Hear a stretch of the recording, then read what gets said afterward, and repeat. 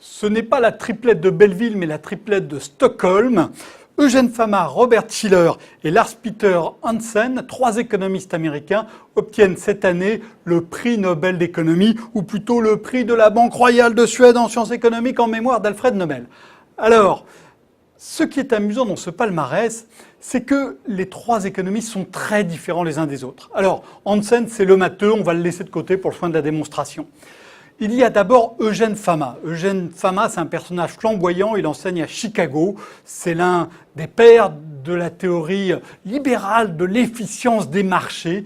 Les acteurs sont tous rationnels sur le marché et donc les marchés disent à tout instant un prix qui est le meilleur prix, qui intègre l'intégralité des informations disponibles sur les marchés financiers. Robert Shiller, lui, il est à l'opposé. Il enseigne à l'université de Yale, il est marié à une psychologue et c'est l'un des théoriciens de l'économie comportementale. Pour lui, les émotions comptent beaucoup plus dans les décisions économiques qu'un soi-disant calcul rationnel. Donc, l'Académie récompense 2 hommes qui semblent dire quelque chose de radicalement différent. Ça peut paraître un peu étrange.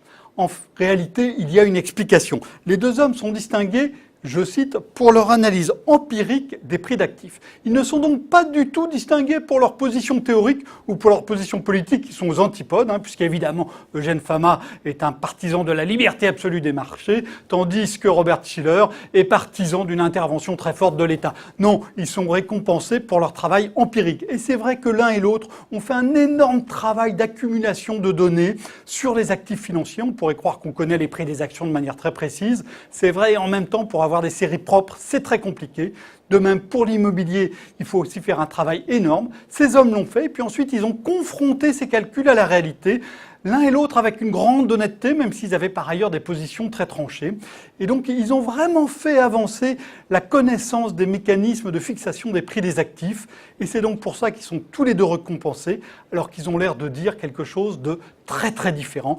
Le jury de Stockholm a fait cette année un palmarès extraordinairement subtil et fin. Ça n'est pas toujours le cas.